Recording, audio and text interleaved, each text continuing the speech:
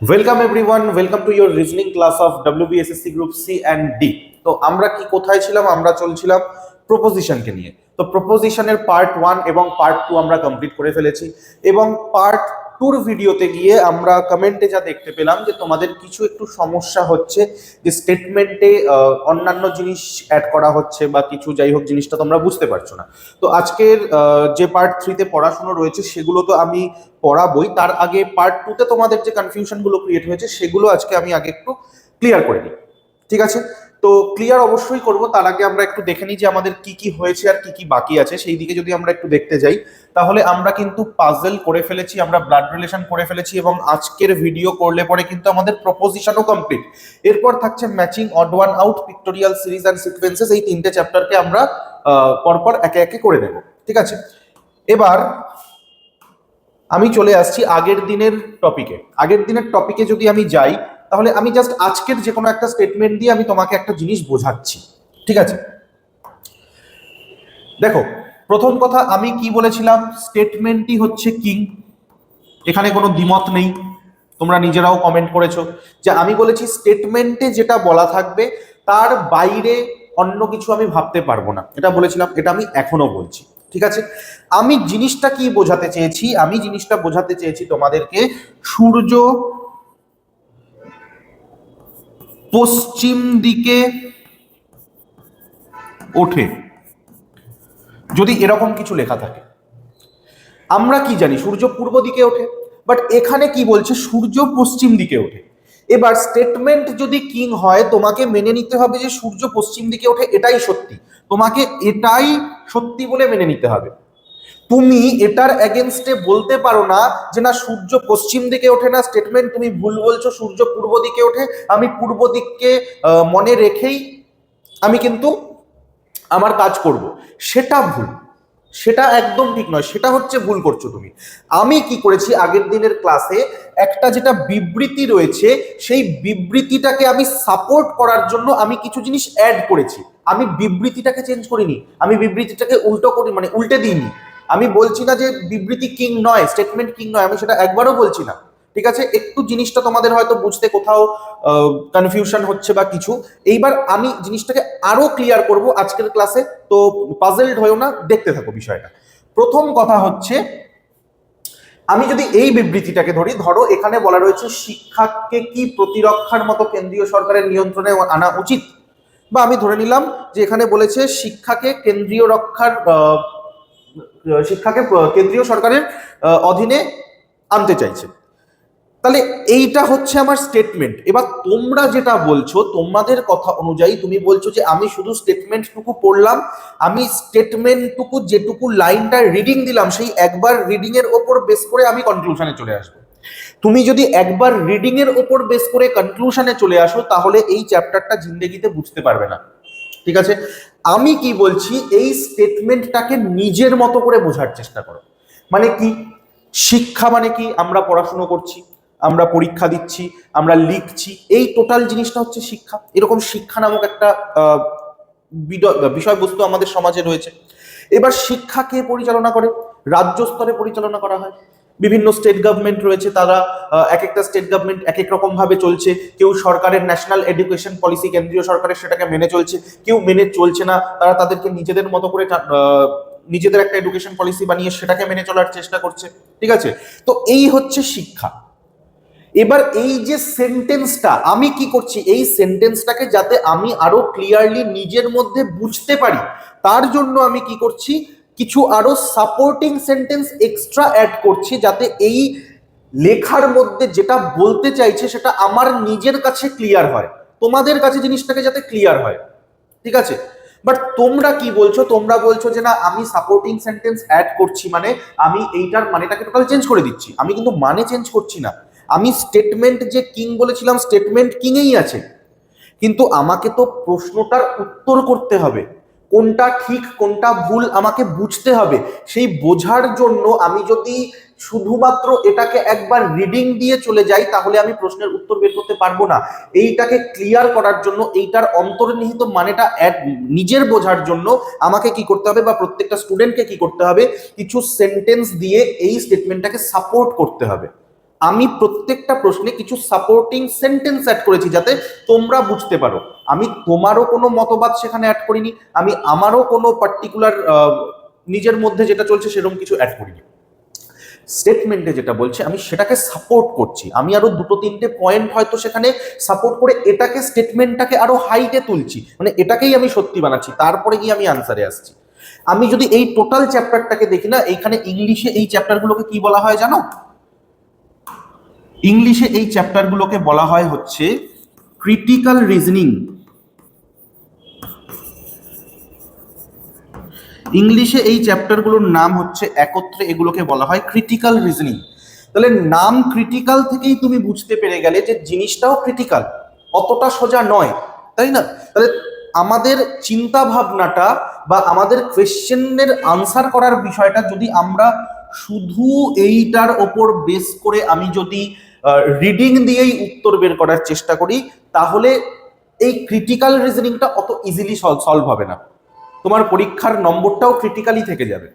তার জন্য আমাকে ক্রিটিক্যাল রিজনিং কি করে করতে হয়, স্টেটমেন্টের ওপর ফোকাসড আমাকে অবশ্যই থাকতে হবে, কিন্তু পার্টিকুলারলি এই statement, conclusion, argument, course of action বা অ্যাজাম্পশন, এই যে লাস্টের চারটে পার্ট রয়েছে অর্থাৎ পার্ট 2 বা পার্ট 3, এই যে দুটো পার্টের মধ্যে যে আমরা চারটে চ্যাপ্টার কমপ্লিট করছি দুটো পার্টের ভিডিওতে, সেইখানে আমাকে স্টেটমেন্টকে সাপোর্ট করার জন্য কিছু অ্যাডিশনাল জিনিস আমাকে ভাবতে হবে, আমাকে ওটাকে সাপোর্ট দিতে হবে, নট কি আমার স্টেটমেন্টকে পাল্টে ফেলতে হবে। আমি স্টেটমেন্টকে একটাও কিন্তু পাল্টাইনি, আমি সেগুলোকে সাপোর্ট করেছি, আমি নিজে বোঝার জন্য আরো কিছু জিনিস ভেবেছি। ঠিক আছে, এইটাই হচ্ছে বিষয়। স্টেটমেন্ট কিং ছিল, কিং আছে, কিং অলওয়েজ থাকবে, কিন্তু তার বাইরেও তোমাকে ওই স্টেটমেন্টটাকে সাপোর্ট করার জন্য, নিজে বোঝার জন্য একটু ভাবতে হবে। ঠিক আছে, বোঝাতে পারলাম? আশা করি ক্লিয়ার করতে পেরেছি। তারপরেও যদি সমস্যা থাকে তাহলে আজকের ক্লাসটা দেখো, তুমি বুঝতে পারবে যে আমি অ্যাকচুয়ালি কি করছি, আমি কি স্টেটমেন্টটাকে সাপোর্ট করছি নাকি স্টেটমেন্টটাকেই আমি চেঞ্জ করে দিচ্ছি। স্টেটমেন্ট কিন্তু আমি চেঞ্জ একটারও করিনি, এটা তোমরা বলতে পারবে না, আমি সাপোর্ট করেছি সবকটাকে। চলো, আর বাড়তি সময় নষ্ট নয়, আজকের প্রথম চ্যাপ্টারে আমরা চলে আসছি। তাহলে আশা করি বিষয়গুলো ক্লিয়ার করতে পেরেছি। তো আজকের প্রথম চ্যাপ্টার কি আছে?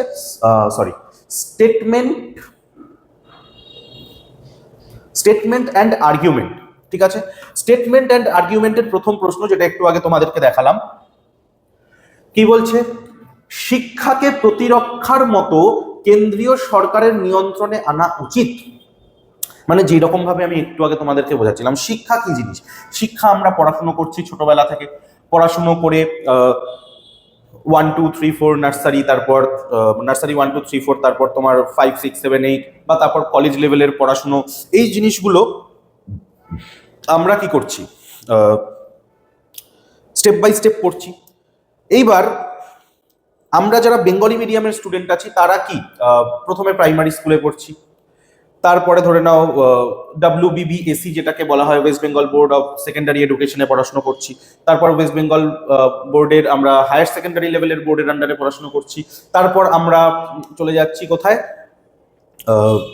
কলেজে, সেখানে বিভিন্ন ইউনিভার্সিটি রয়েছে, যেরকম কি বর্ধমান ইউনিভার্সিটি হতে পারে, ক্যালকাটা ইউনিভার্সিটি হতে পারে, ওয়েস্ট বেঙ্গল স্টেট ইউনিভার্সিটি হতে পারে, কল্যাণী ইউনিভার্সিটি হতে পারে, এই যে বিভিন্ন ধরনের যে ইউনিভার্সিটিগুলো রয়েছে, তাই না? তো এইগুলো একের পর এক, এগুলো সবই কি আমাদের রাজ্য স্তরের, তাই তো? তো বেসিক্যালি এইখানে সেটাই বলছে যে শিক্ষাকে কি এই রাজ্য স্তরে না রেখে টোটালটাই কেন্দ্র সরকার বা সেন্ট্রাল গভর্নমেন্টের হাতে দিয়ে দেওয়া উচিত, যে যেখানে কিনা এইরকম ওয়েস্ট বেঙ্গল বোর্ডের কোনো অপশন থাকবে না, শুধুমাত্র সেন্ট্রাল গভর্নমেন্টের তরফ থেকেই সমস্ত কিছুকে কন্ট্রোল করা হবে। এটা কি হওয়া উচিত? এবার আর্গুমেন্টে তোমাকে কি বলছে? বলছে না, শিক্ষা একটি রাজ্যের বিষয় এবং এটি রাজ্যের সাথে থাকা উচিত। ঠিক আছে, বলছে শিক্ষা একটি রাজ্যের বিষয়। এই কথা কেন বলেছে? তার কারণ হচ্ছে, হ্যাঁ, রাজ্যের বিষয় যেরকম, তার সঙ্গে সঙ্গে তো দেশেরও বিষয়। শুধু যে তুমি রাজ্যের থেকে শিক্ষা নিয়ে রাজ্যের মধ্যেই থেকে যাবে, দেশের অন্য কোথাও যাবে না বা অন্য রাজ্যে যাবে না, সেরকম তো নয়। রাজ্যের বিষয় মানে কি বলতে চাইছে? যে আমাদের ভারতবর্ষে যে আমরা রয়েছি, আমরা যে পড়াশুনো করছি বা মানুষজন যারা থাকে, তাদের এক এক জায়গায় এক এক রকম ভাষার লোক থাকে, এক এক রকম কাস্টের লোক থাকে, বিভিন্ন রকম মিলিয়ে মিশিয়ে। আজকে দেখা যাচ্ছে সেন্ট্রাল গভর্নমেন্ট ওয়েস্ট বেঙ্গলে পড়াচ্ছে শুধু হিন্দি আর ইংলিশ, বাংলা পড়াচ্ছেই না, তাহলে তো সেটা ডিফিকাল্ট, তাই না? দেখা গেল অন্ধ্রপ্রদেশে গিয়ে হিন্দি আর ইংলিশ পড়াচ্ছে, ওখানকার যে ল্যাঙ্গুয়েজ সেগুলো কিছু পড়াচ্ছেই না, আসামে গিয়ে অসমিয়া পড়াচ্ছে না, শুধু হিন্দি ইংলিশ পড়িয়ে যাচ্ছে। তাহলে এই যে রিজিওনাল লেভেলের যে বিষয়টা, সেইটা কি তাহলে আর থাকছে না? সব জায়গায় হয়তো সেমি চলে যাচ্ছে, বা রিজিওনাল লেভেল যদি পড়ায়ও সব জায়গায়, যদি সব জায়গায় সবকিছু পড়ায়ও, তাহলেও একটা সেন্ট্রাল গভর্নমেন্টের পক্ষে হয়তো ওরকম ভাবে সবকিছু ম্যানেজ করাটা অত ইজি থাকবে না। তার জন্য এই যে বলছে যে না, শিক্ষা সেন্ট্রাল গভর্নমেন্টের হাতে টোটালি ছেড়ে দেওয়া উচিত নয়, এটা তো আমার তো মনে হচ্ছে বা তোমাদেরও হয়তো মনে হচ্ছে যে এটা ঠিকঠাকই আছে, এটা রাজ্য স্তরেই থাকা উচিত, তাই না? এটা সেন্ট্রাল গভর্নমেন্টের কাছে বা কেন্দ্র সরকারের কাছে না গেলেই ভালো। দ্বিতীয়ত কি বলছে হ্যাঁ, এটাই একমাত্র উপায় রাজ্য জুড়ে শিক্ষার বৃদ্ধির সঙ্গতি প্রতিষ্ঠা করার। তো তোমার যদি প্রথমে মনে হয়েই থাকে যে না, আমি সেন্ট্রাল গভর্নমেন্টের হাতে দেব না, আমার যদি রাজ্যের কাছেই শিক্ষাকে রাখা যায়, তাহলে তাহলে শিক্ষা আরো বেটার হতে পারে, তখন সেই ক্ষেত্রে আমার কি হবে? এইটাই আমার টপ ক্লাস প্রায়োরিটি হয়ে যাচ্ছে, এটাই আমার উত্তর হয়ে যাচ্ছে। সেক্ষেত্রে তো আমার এইটা সেন্ট্রাল গভর্নমেন্টের হাতে আবার দিয়ে দেওয়ার কোনো ব্যাপার নেই। তার মানে কি হলো? এটা ভুল হয়ে গেল, অর্থাৎ আমার উত্তর কি হয়ে যাবে? আমার উত্তর হয়ে যাবে অপশন এ, শুধু এক। বোঝাতে পারলাম কি বললাম? এবার আমরা চলে যাব পরবর্তী প্রশ্নে। 2 নম্বর প্রশ্ন বলছে, দেখো, সকল নির্বাচিত আইনসভার সদস্যদের কি সরকার পরিচালনার জন্য বাধ্যতামূলক প্রশিক্ষণ দেওয়া উচিত, বা বাধ্যতামূলক প্রশিক্ষণের মাধ্যম রাখা উচিত? মানে বলতে চাইছে যে যারা নির্বাচিত হচ্ছেন ভোটের মাধ্যমে, তাদের এই যে আইনসভার সদস্য যারা আছে, তাদের কিভাবে সরকার চালনা করা উচিত, বা সরকার পরিচালনা করা উচিত, বা সরকার চালানো উচিত, সেটার জন্য একটা কি ট্রেনিং দেওয়া উচিত? এটা তোমার কাছে জিজ্ঞেস করছি। দেখো, সরকার চালানো তো অনেক বড় জিনিস। তুমি যদি একটা কাজে ঢোকো, একটা অফিসে ঢোকো, সেইখানে যদি তোমাকে কাজ করতে হবে, কি করে কি কাজ করতে হবে, সেই জিনিসটা একটা ট্রেনিং দিয়ে না শেখানো হয়, তাহলে কি তুমি কাজ করতে পারবে বা বুঝতে পারবে? নিশ্চয়ই না। বুঝতে হয়তো পারবে, কিন্তু সেটা তোমাকে অনেক অসুবিধার পর, অনেক দিন পরে গিয়ে তোমার বুঝতে হবে, তাই না? তার জন্য কি সবকিছুর জন্যই একটা ট্রেনিং এর দরকার আছে। তাহলে এই যে এই লাইনটার ক্ষেত্রে পার্টিকুলারলি দেখো, আমি কত কিছু দিয়ে তোমাকে বোঝালাম যে কি তুমি একটা কাজ করছো বা চাকরি পেলে, সেখানে তোমাকে কি ট্রেনিং দেওয়া হলো কিনা, এইগুলো আমি কি করছি? আমি সেন্টেন্সটাকে আপলিফট করছি, সেন্টেন্সটাকে সাপোর্ট করছি, স্টেটমেন্টটাকে। আমি কিন্তু আমার নিজস্ব কোনো ভাবধারা এর মধ্যে দিচ্ছি না, বা আমি এখানে যেটা লেখা আছে সেটাকে আমি উল্টে দিচ্ছি না। আমি বলছি কি, আমি নতুন কিছু নিজস্ব ভাবধারা অ্যাড করলাম, অ্যাড করে সেন্টেন্সটাকে আমি আরো ভালো করে ক্লিয়ারলি বুঝলাম, আমি এটা করছি। বোঝাতে পারলাম? এবার আশা করি বুঝতে পেরেছো। তাহলে এবার ভালো করে আমাদেরকে জিনিসগুলো করতে হবে। তো কি বলছে যে হ্যাঁ, এটা অবশ্যই সহায়ক হবে, যে হ্যাঁ, আমি তো তোমাদেরকে বোঝালামই যে একটা যদি প্রপার ট্রেনিং দেওয়া হয়, তাহলে নিশ্চয়ই এটা একটা হেল্পফুল ব্যাপার হবে, তাড়াতাড়ি খুব সুন্দর গুছিয়ে কাজ করা বা সরকার পরিচালনা করা সম্ভব হবে। 2 বলছে যে না, লোকেরা শুধু অভিজ্ঞ ও পরিপক্ক ব্যক্তিদেরই নির্বাচন করে যারা অফিসে থাকতে সক্ষম। বলছে মানুষজন যাদেরকে নির্বাচন করছে, মানুষ তো আগে থেকেই জানে যে হ্যাঁ, তারা অভিজ্ঞ এবং পরিপক্ক, তারা সবাই সব কাজ পারে বা কিছু এরকম, তাহলে তাদের আর কোনো ট্রেনিং এর দরকার নেই। এটা একদমই নয়। কারণ হচ্ছে, আমরা যাকে ভোট দিচ্ছি বা যিনি ভোট, যে কোনো রকম ভোটের মাধ্যমে নির্বাচিত হচ্ছেন, তিনি যে সবকিছু জানেন, সবকিছু জেনে তারপর এসছেন তা তো নয়। হ্যাঁ, হয়তো তারা অনেক কিছু জানে, কিন্তু বেসিক কিছু জিনিস তো তাদেরকেও শিখতে হবে, যে এইখানে এই কাজটা কিভাবে হয়ে আসছে এতদিন ধরে, কিভাবে করলে পরে আরো বেটার হতে পারে। তো ট্রেনিং এর অবশ্যই দরকার আছে। তার জন্য এটার উত্তর কি হয়ে যাবে? শুধু এক, তাই না? চলে আসছি ঠিক একইভাবে আমি পরবর্তী প্রশ্নে। তাহলে আশা করি তোমরা বুঝতে পারলে এগুলো কিভাবে করতে হবে। তো দেখো, এবার এই ক্ষেত্রে আমি বলে রাখি যে তোমরা ব্যাংক, এসএসসি, রেল, ডাব্লিউবিসিএস যাই নিয়ে পড়াশোনা করো না কেন, যদি একটা চাকরি পেতে চাও এবং যদি আমাদের অফলাইন সেন্টারে পড়তে চাও, তাহলে কিন্তু আমাদের তার জন্য 2টো সেন্টার রয়েছে, একটা বারাসাতে এবং একটা কলকাতায়। এই অফলাইন সেন্টারে একদম প্রপার ওয়েতে সবকিছু চ্যাপ্টার ওয়াইজ পড়ানো, মক টেস্ট নেওয়া, ক্লাসের রেকর্ডেড ভিডিও অ্যাপের মধ্যে দিয়ে দেওয়া, সবকিছু আমরা করে থাকি। তো বিস্তারিত জানতে এই 2টো নাম্বারে কল করে তোমরা যোগাযোগ করতে পারো, তাহলে তোমাদেরকে কোর্সের আরো ডিটেলস কিন্তু জানিয়ে দেওয়া হবে। তো আশা করি বুঝতে পারলে 2টো প্রশ্ন করার পর যে কিভাবে তোমার স্টেটমেন্টগুলোকে সাপোর্ট করতে হবে, কিভাবে তোমাকে ভাবতে হবে। তাহলে এবার কাজ তোমাদের যে এই 3 নম্বর প্রশ্নটার তোমরা উত্তর করো নিজেরা। 3 নম্বর প্রশ্নটার উত্তর কি হবে, এটা তোমাদেরকে নিজেদেরকে করতে হবে। কমেন্টে সবাই 3 তোমাদের যেটা আনসার সেটা লিখো, ঠিক আছে? কমেন্টে সবাই 3 ডট, তোমাদের যেটা আনসার সেটা লিখো। দেখো কি বলছে, গ্রামীণ ব্যাংক কি বাতিল করা উচিত? এবার তোমাকে আগে জানতে হবে গ্রামীণ ব্যাংক কি জিনিস, ঠিক আছে? গ্রামীণ ব্যাংক মানে কি? এই যে রিজিওনাল রুরাল ব্যাংক, ঠিক আছে? আগে কি ছিল, নাম শুনেছ হয়তো, বঙ্গীয় গ্রামীণ বিকাশ ব্যাংক, উত্তরবঙ্গ ক্ষেত্রীয় গ্রামীণ ব্যাংক, তাই তো, পশ্চিমবঙ্গ গ্রামীণ বিকাশ ব্যাংক, এরকম অনেক কিছু ব্যাংক ছিল। অনেক পুরোনো যুগে যদি আমি যাই তাহলে গৌড় গ্রামীণ বিকাশ ব্যাংক নামে কিছু ব্যাংক ছিল। তো আলটিমেটলি এইগুলোকে গ্রামীণ ব্যাংক বলা হতো। এবার এখন কি হয়েছে, সমস্ত গ্রামীণ ব্যাংক মার্জ হয়ে গেছে, ঠিক আছে? মার্জ হয়ে গিয়ে কি হয়েছে, ওয়ান স্টেট ওয়ান আরআরবি হয়ে গেছে, মানে প্রত্যেকটা রাজ্যে একটা করেই গ্রামীণ ব্যাংক থাকবে। আর এখন আমাদের পশ্চিমবঙ্গের গ্রামীণ ব্যাংকের নাম হচ্ছে ওয়েস্ট বেঙ্গল গ্রামীণ ব্যাংক, ঠিক আছে? তো এই যে গ্রামীণ ব্যাংকের কনসেপ্টটা আমি তোমাদেরকে বোঝালাম, এটা কিন্তু আমি নিজস্ব ভাবধারা কিছু অ্যাড করলাম না, আমি স্টেটমেন্টটাকে যাতে আমি নিজে আরো ক্লিয়ারলি বুঝতে পারি, বা স্টুডেন্ট হিসেবে যদি আমি তোমাদেরকে মানে স্টুডেন্ট যারা রয়েছে তারা যাতে এই জিনিসটাকে আরো ক্লিয়ারলি নিজের মধ্যে বুঝতে পারো, তার জন্য তুমি কিছু সাপোর্টিং সেন্টেন্স অ্যাড করছো, একই কথা আমি বারবার বলছি। এবং তার জন্য কি করা হচ্ছে, গ্রামীণ ব্যাংক মানে কি যখন আমি বুঝলাম, তাহলে এবার আমি ভাববো যে এই গ্রামীণ ব্যাংক কি বন্ধ করে দেওয়া উচিত। এবার তুমি ভাবো যে একটা গ্রামীণ ব্যাংকের কাজ কি হতে পারে। প্রথম কথা, নাম গ্রামীণ কেন? নাম গ্রামীণ তার কারণ হচ্ছে এই ব্যাংকগুলো গ্রামে থাকে বেশিরভাগ। গ্রামের যাতে উন্নতি হয়, গ্রামের যাতে ডেভেলপমেন্ট হতে পারে, গ্রামের মানুষ যাতে ব্যাংক অ্যাকাউন্ট খুলতে পারে, গ্রামের মানুষ যাতে কৃষি লোন পেতে পারে, ট্র্যাক্টরের জন্য লোন পেতে পারে, তার জন্যই এই গ্রামীণ ব্যাংকগুলোকে অন করা বা ওপেন করা, তাই তো?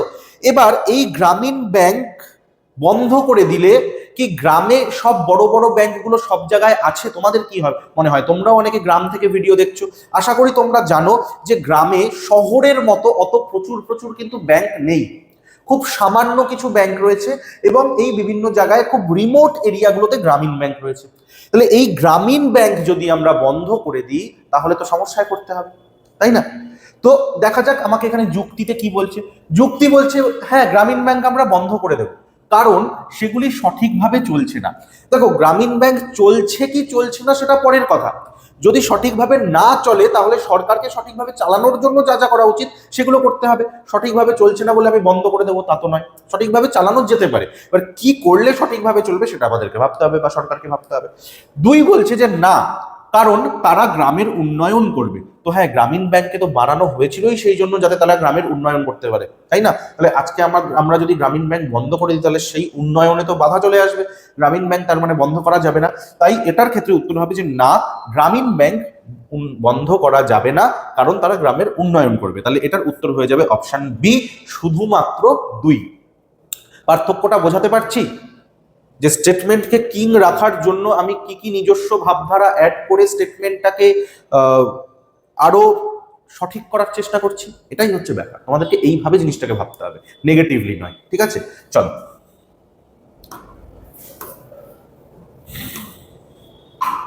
পরবর্তী প্রশ্ন। এটা 5 নয়, 3টে পড়লাম আমরা অলরেডি, এটা 4 নম্বর হবে, ঠিক আছে?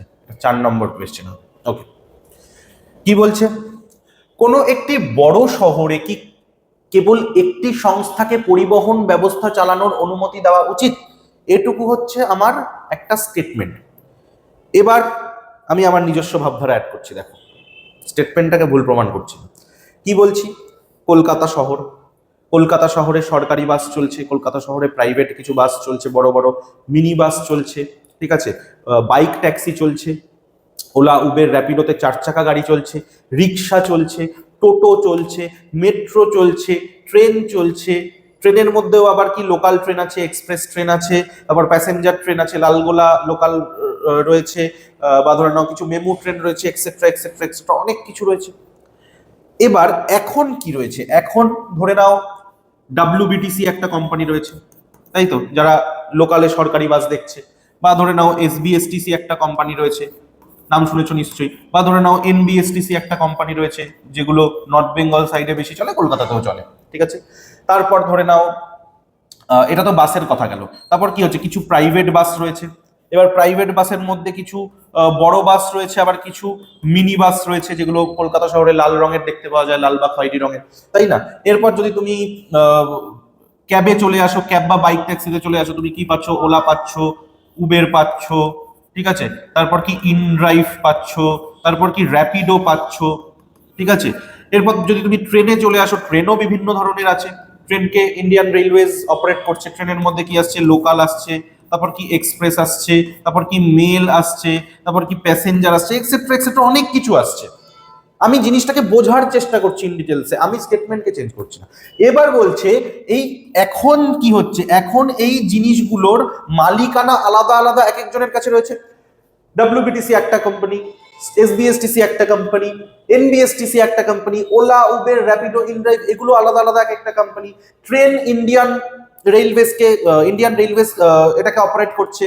প্রাইভেট বাসের আবার আলাদা আলাদা সব এক একটা বাসের এক একটা মালিক থাকে। তার মানে কি এখন মালিকানা ডিভাইডেড। বাট এখানে তোমাকে কি বলছে যে একটি সংস্থাকেই সমস্ত পরিবহন ব্যবস্থার দায়িত্ব দিয়ে দেওয়া হবে। এবার এটার এগেনস্টে কি বলছে, বলছে হ্যাঁ এটি বিভিন্ন সংস্থার মধ্যে অস্বাভাবিক প্রতিযোগিতাকে বন্ধ করতে সাহায্য করবে। দুই বলছে যে না, নিত্যযাত্রীদের পরিবহন ব্যবস্থার একটি বিস্তৃত পছন্দ দেওয়া উচিত। আচ্ছা, অটো আছে, আমি তো অটোর কথা বলিনি, ঠিক আছে, আমি তো অটোর কথা বলিনি এখন। তো দেখা যাক কি বলছে। আমি যদি বলি যে আমি একা মালিক, আমার একার আন্ডারেই অটো থাকবে, বাস থাকবে, ট্রেন থাকবে, মেট্রো থাকবে, ট্যাক্সি থাকবে, ক্যাব থাকবে, আমার একার আন্ডারেই সব থাকবে, আমি সর্বে সর্বা। এবার দেখা যাচ্ছে আমি এতটাই মানে ক্ষমতাবান হয়ে গেলাম যে আমি আর মানুষকে মানুষ বলে গণ্য করছি না। আমি বলছি তোমার যেতে হলে যাও, তোমার না যেতে হলে না যাও। এবার অটো করে যাচ্ছে কেউ, এবার দেখা যাচ্ছে তার অটোর আলার ব্যবহার ভালো লাগলো না, সে বা অটোর জন্য বেশিক্ষণ লাইনে দাঁড়াতে হচ্ছে, সে চুজ করতেই পারে সে বাসে যাবে বা ট্রেনে যাবে বা মেট্রোতে যাবে। এই স্বাধীনতাটা তো মানুষের থাকা উচিত। কিন্তু সবকিছু যদি আমার আন্ডারে চলে আসে, মানে আমি একটা এমন ক্ষমতা দেখাচ্ছি যে যা কিছু আছে সবই আমার, তাহলে বেটার সার্ভিস সেই জিনিসটা আর পসিবল হবে না, তাই না? বেটার সার্ভিস মানুষকে দেওয়া আর পসিবল হবে না তখন, ঠিক আছে। এই জিনিসটা হলে পরে কি মার্কেট থেকে কম্পিটিশন উড়ে যাবে, যে আজকে কি হয়, আজকে এই দোকান থেকে আমি ভালো সার্ভিস পাচ্ছি, আরেকটা দোকান নতুন তৈরি হলো, সে এর থেকেও বেটার সার্ভিস দিচ্ছে, তখন কি মানুষ এর কাছে না গিয়ে এর কাছে যাবে। এবার এর ফলে কি হবে, এ দেখতে পাচ্ছে যে আমার এখন দোকানের সেল কমে গেল, কারণ কি, কারণ এ ভালো সার্ভিস দিচ্ছে, তার মানে আমাকেও আরো ভালো সার্ভিস দিতে হবে, তখন কিছু মানুষ আবার ওর কাছে রিটার্নও যাবে। তো মার্কেট এইভাবে চলে, একভাবে বা একজনের আন্ডারে কখনো চলতে পারে না। তো তার জন্যই এটার উত্তর কি হবে, যে না, নিত্যযাত্রীদের পরিবহন ব্যবস্থার একটি বিস্তৃত পছন্দ দিতে হবে আমাদেরকে, যাতে তারা নিজেরা চুজ করতে পারে তারা কোথায় কিভাবে কখন যাবে, ঠিক আছে।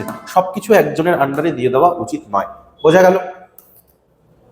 তো এই যে আমরা এত কিছু পড়ছি, এই পড়ার পর আমাদের একটা প্র্যাকটিসের দরকার, আমাদের কিছু নোটস স্টাডি করা উচিত। তো তার জন্য তোমাদের জন্য একটা কিন্তু কোর্স বানানো হয়েছে, গ্রুপ সিডি, ঠিক আছে, নোটস প্যাক, যার মধ্যে তোমরা GK, current affairs, arithmetic, English, reasoning, mock test সবকিছু পেয়ে যাবে।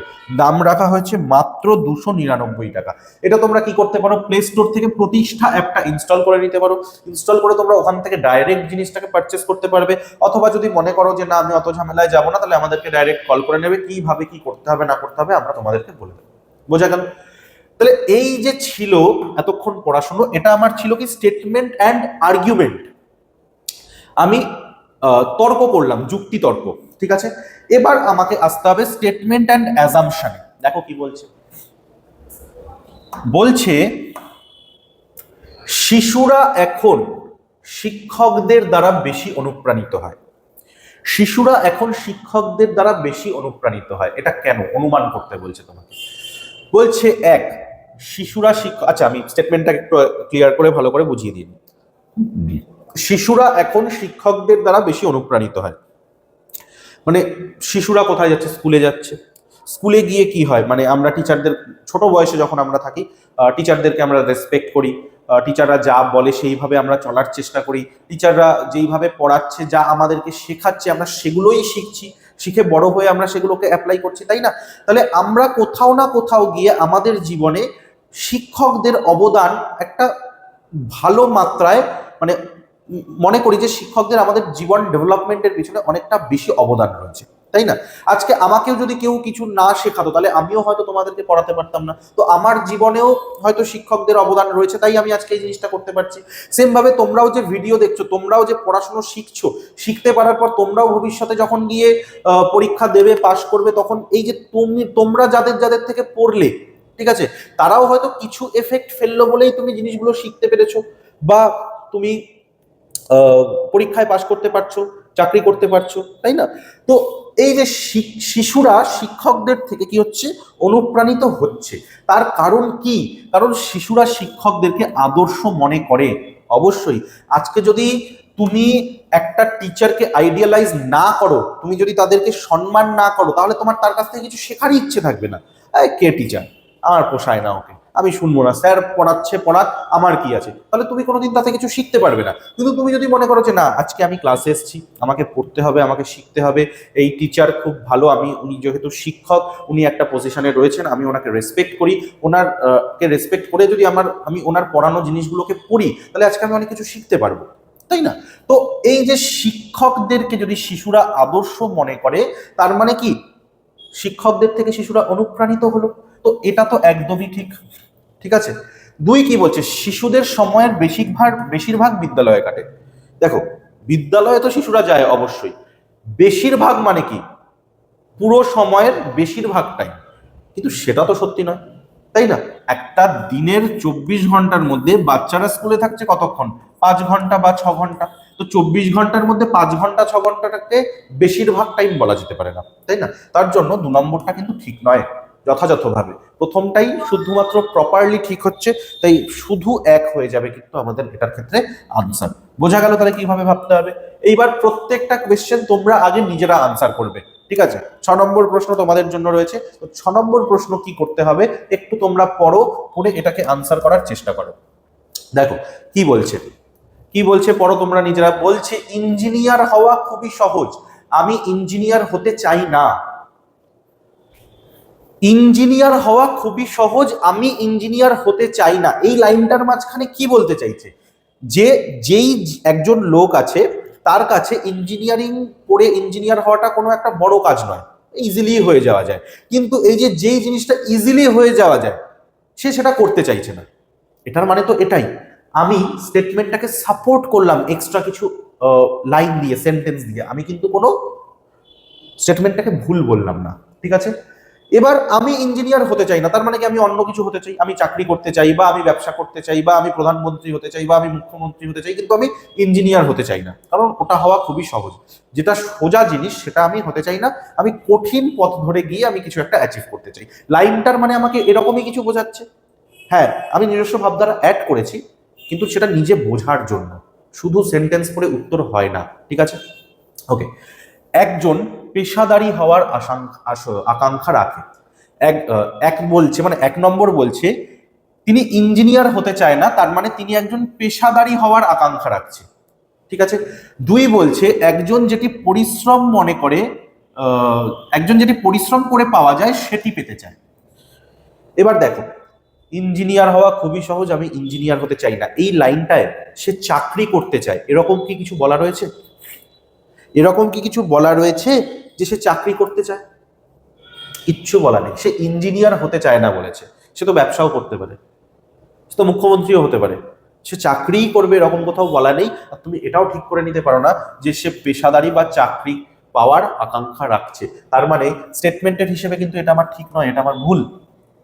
2 বলছে একজন যেটি পরিশ্রম করে পাওয়া যায় সেটি পেতে চায়।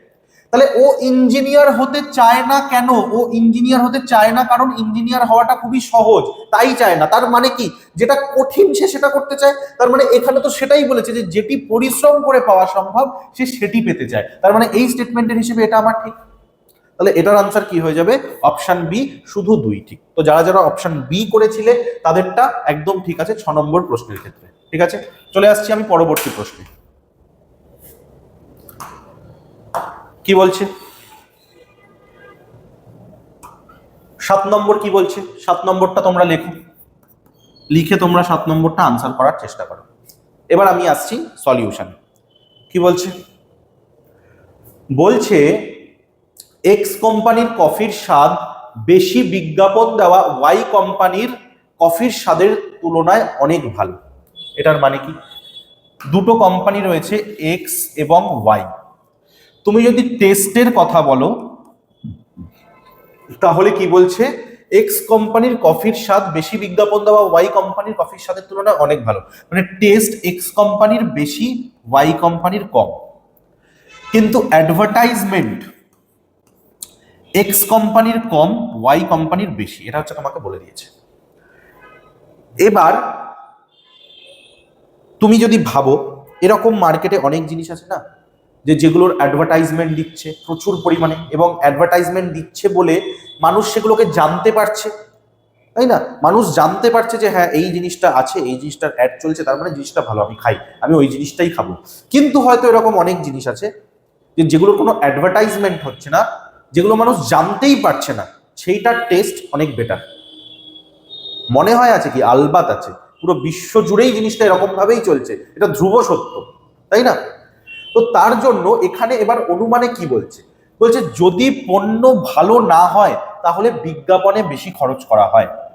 দেখো, স্টেটমেন্টে কিন্তু এরকম বলেনি যে আমার একটা প্রোডাক্ট খারাপ, আমার প্রোডাক্টটা খারাপ, কোয়ালিটি ভালো না, আমার ব্যাড, এই ব্যাড কোয়ালিটির জিনিস আমি যাতে বেশি করে বিক্রি করতে পারি তাই আমি বেশি করে অ্যাডভার্টাইজমেন্ট করছি। এরকম কিন্তু খারাপ টারাপ নিয়ে কিছু আমার স্টেটমেন্টে বলা নেই। আজকে জিনিসটা যদি খারাপ হয় তাহলে জিনিসটা অ্যাডভার্টাইজমেন্ট করার পর খুব বেশি দিন তো চলবে না, আলটিমেটলি সেই পড়েই যাবে।